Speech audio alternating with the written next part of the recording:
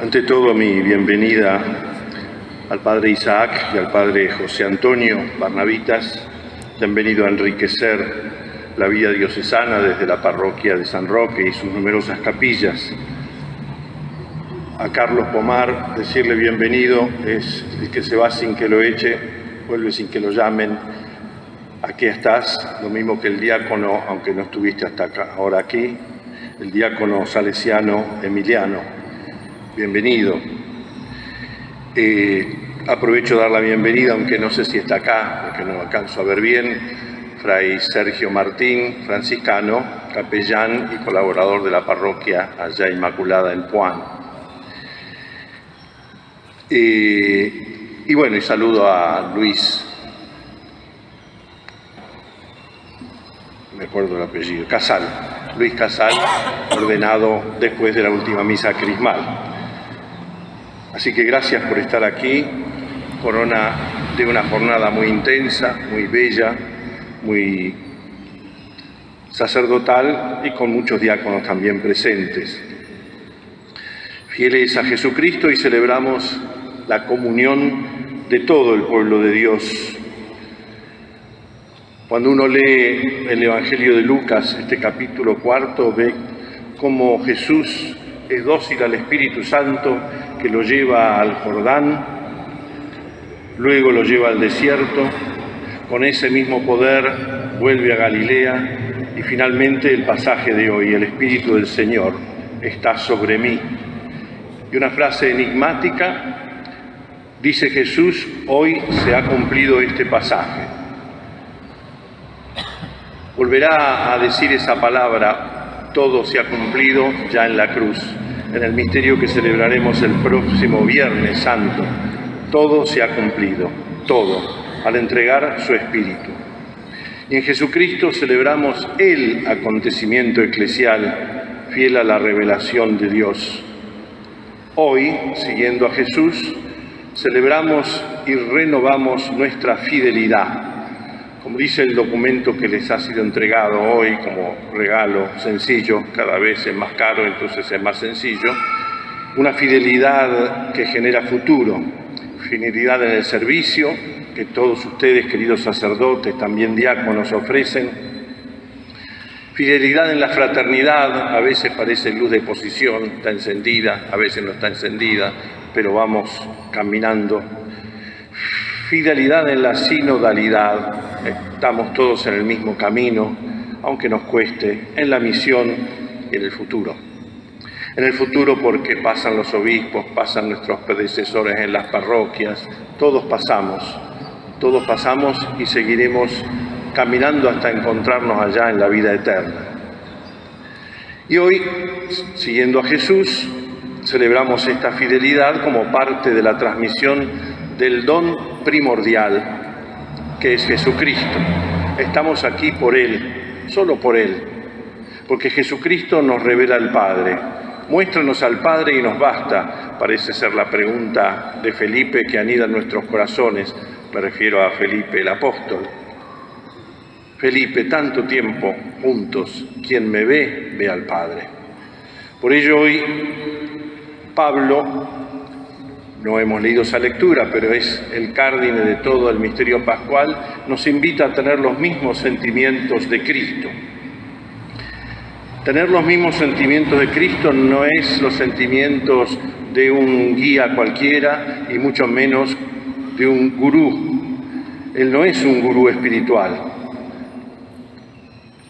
ni menos un mero gurú, sino la misma revelación que de muchas maneras nos ha hablado de Dios, y en Él definitivamente es la palabra definitiva. Si estamos aquí amenazados por el calor y la humedad que indican que ya llega el otoño, o ya ha llegado, es por Cristo.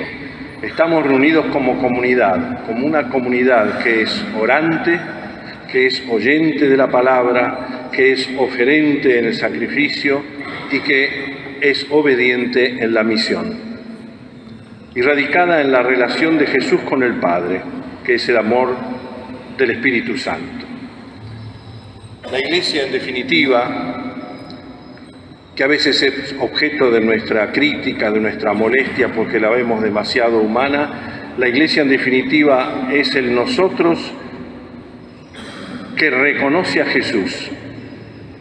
Profesamos en la Iglesia la fe, que fuera expresada, el año pasado se celebraron 1700 años de la expresión de la fe que generalmente usamos del Concilio de Nicea, celebrado en el 325.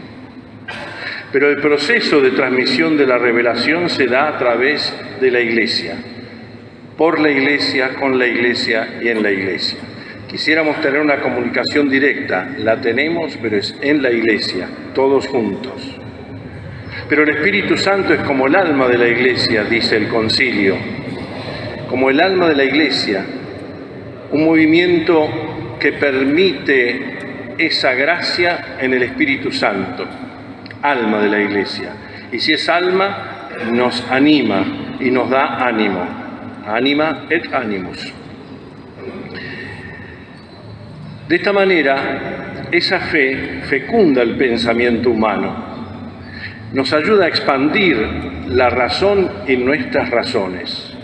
Es una misteriosa expansión de la razón, pero nunca poniendo la razón debajo de la alfombra, como a veces decimos pensando que enseñamos con la Iglesia creer o reventar. No, no se trata de eso.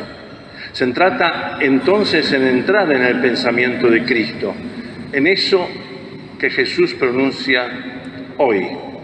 En el pensamiento de Cristo es entrar en el hoy de Cristo, que es también entrar en el hoy de la Iglesia. Nos gustaría a algunos poner marcha atrás, como aquella de un tiempo.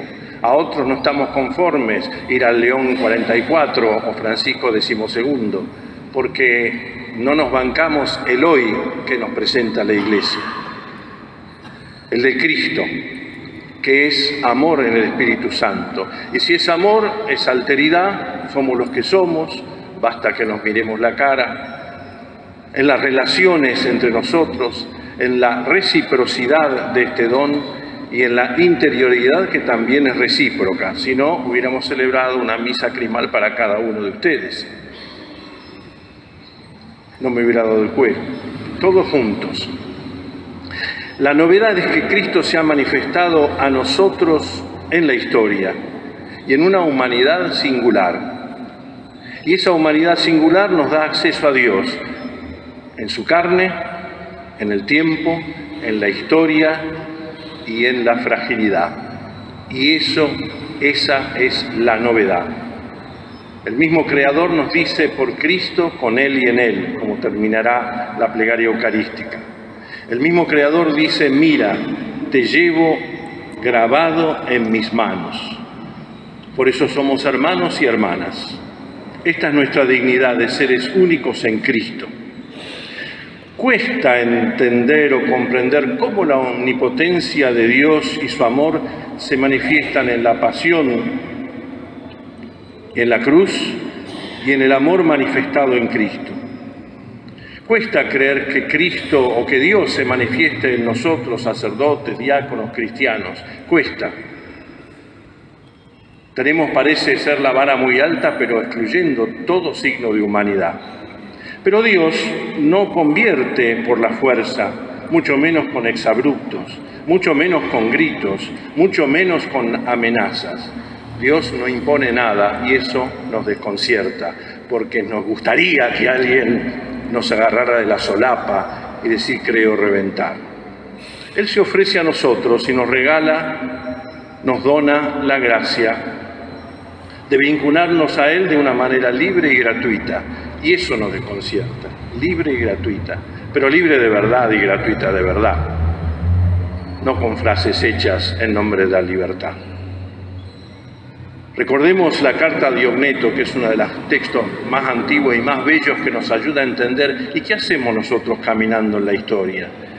Contemplamos el designio divino de la unidad de los pueblos en la diversidad. No nos distinguimos de los demás. Quizá aquí porque estamos celebrando Alba, Casulla, Estola, la Mitra, los otros, pero vamos caminando por nuestras comunidades y por el mundo.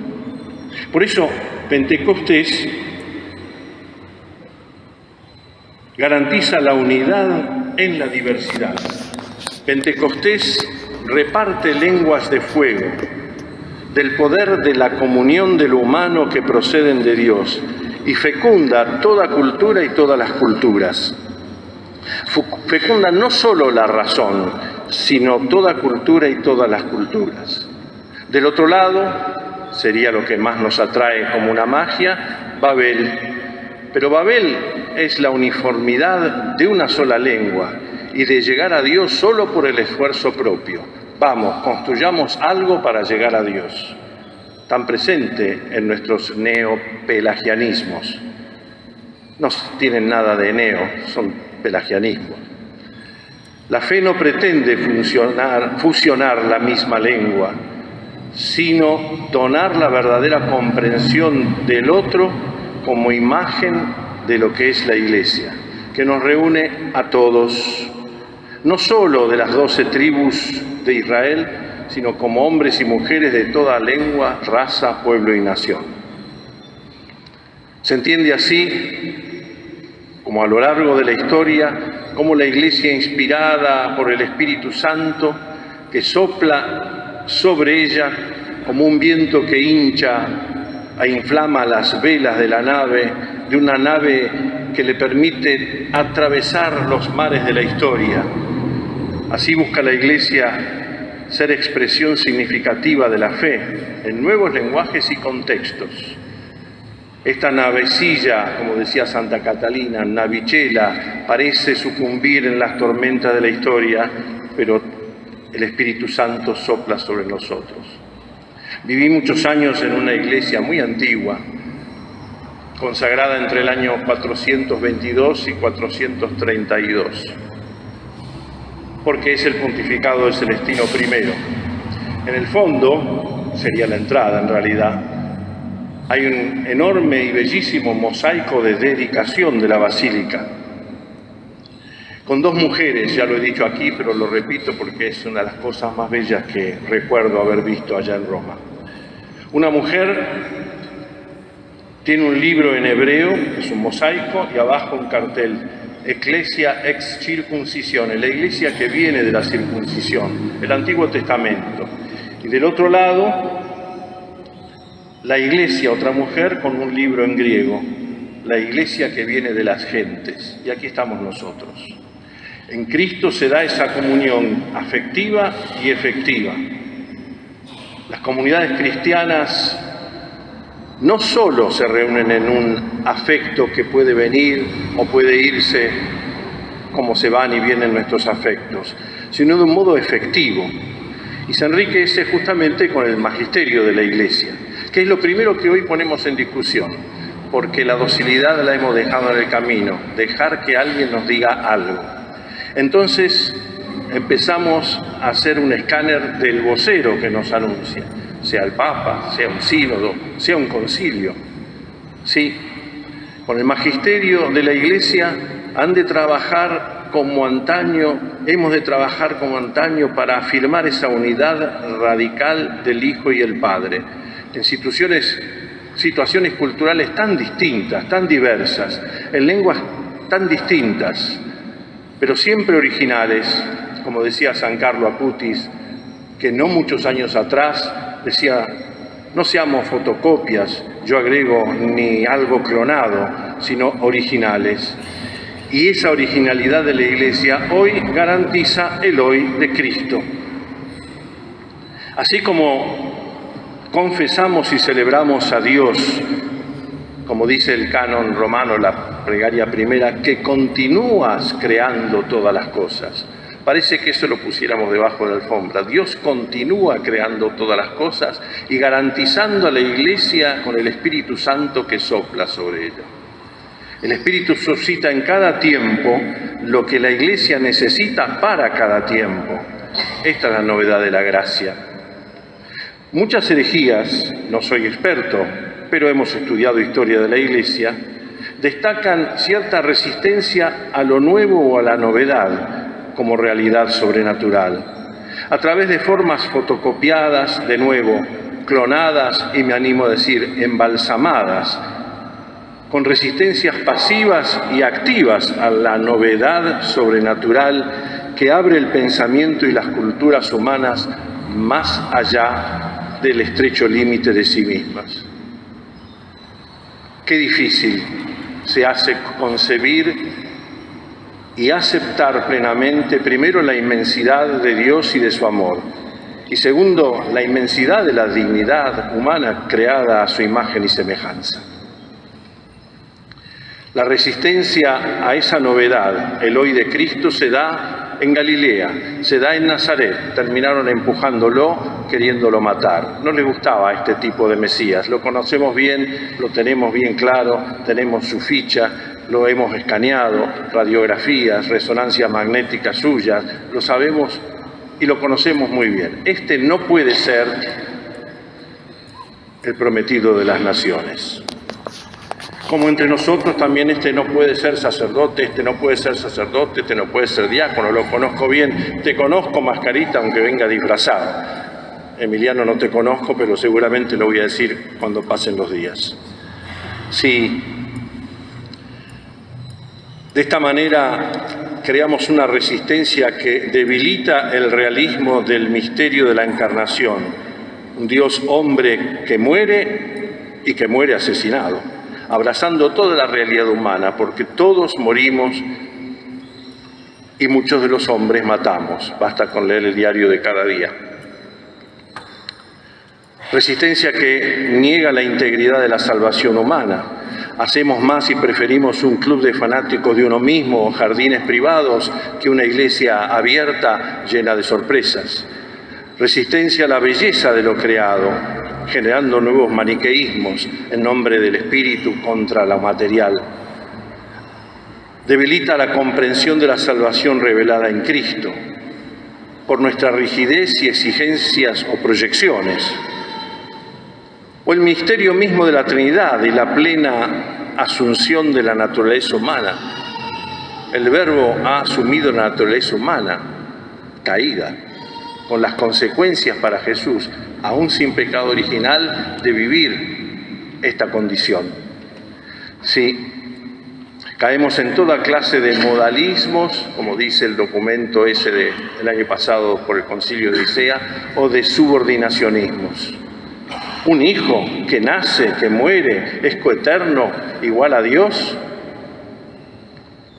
Debilitamos la gracia que es no otra cosa que la amistad con Dios, que sana, perfecciona y eleva las facultades humanas. ¿Cuáles son las consecuencias? Y negamos la naturaleza teologal de la Iglesia, la continuidad del pueblo elegido, el ser asamblea, eclesía. ¿Y por qué es eclesía? Porque somos convocados, tenemos la misma vocación, todos hombres y mujeres aquí, con distintos ministerios, ordenados, no ordenados, espontáneos, instituidos, etc. El ser asamblea, eclesía, convocada en un constante y renovado discernimiento de la voluntad de Dios. Frente a nuestros caprichos, acá se hace así, si no querés, te vas. Si no les gusta, que se vayan, dicen los mayores de los más jóvenes, o los jóvenes de los mayores. Iglesia es lugar donde podemos discernir los mismos sentimientos de Cristo, donde caminamos juntos. Fíjense que desde Nicea en adelante hemos celebrado, la Iglesia, 21 concilios ecuménicos. Y empezamos a ir a la heladería, no digo la marca, probando cuál concilio me gusta, cuál concilio no me gusta. Y como necesitamos ver una imagen concreta, qué papa me gusta, qué papa no me gusta. 21 concilios ecuménicos.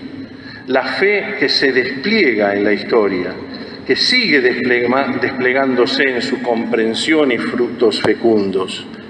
En la interacción fecunda de los carismas tan distintos.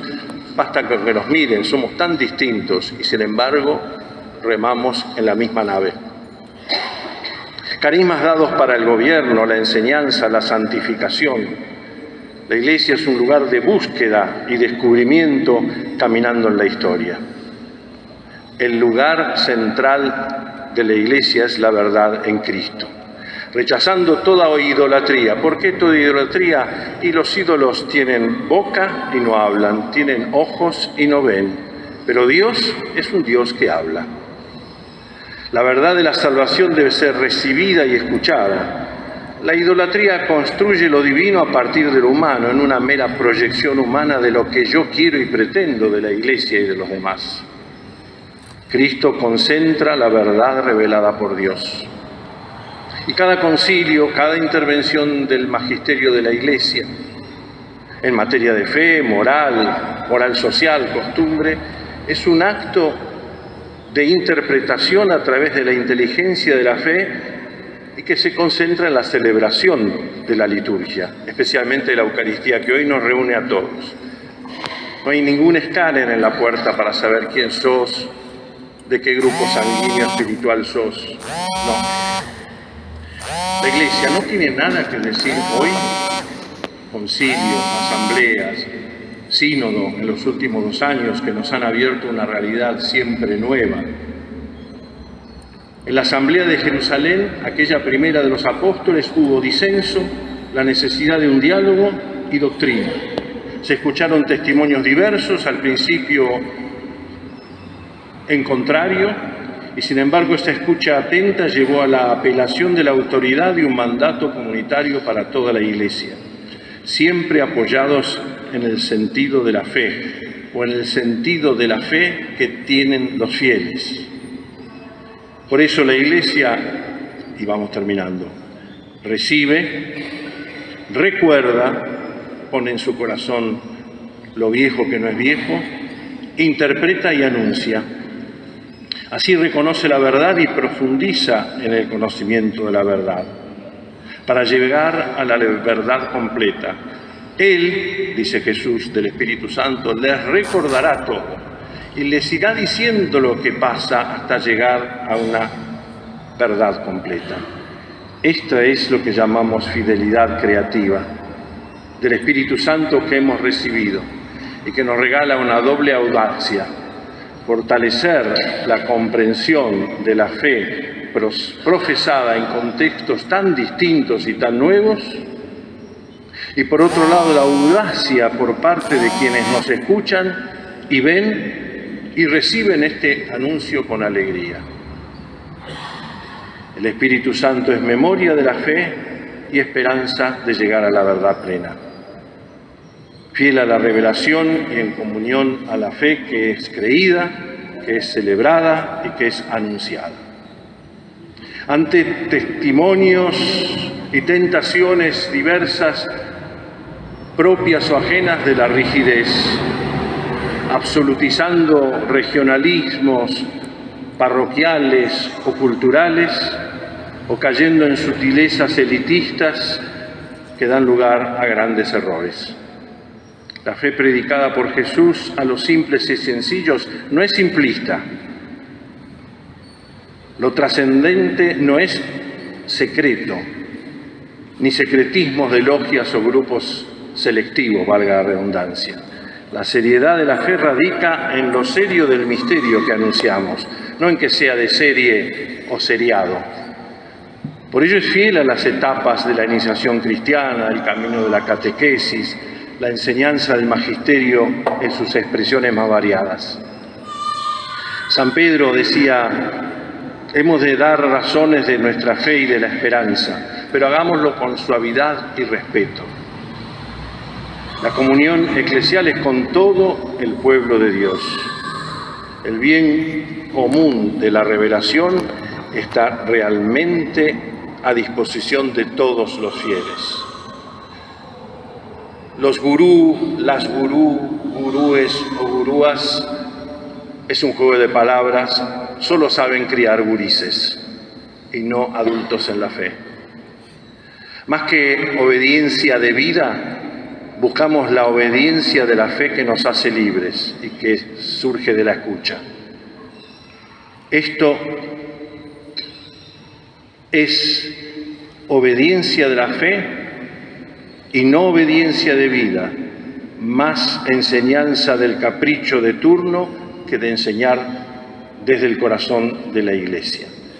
Que el Señor nos ayude y sople sobre cada uno de nosotros a seguir andando nomás, como decía el beato Enrique Angelelli, del que este año se cumplirán 50 años de su martirio.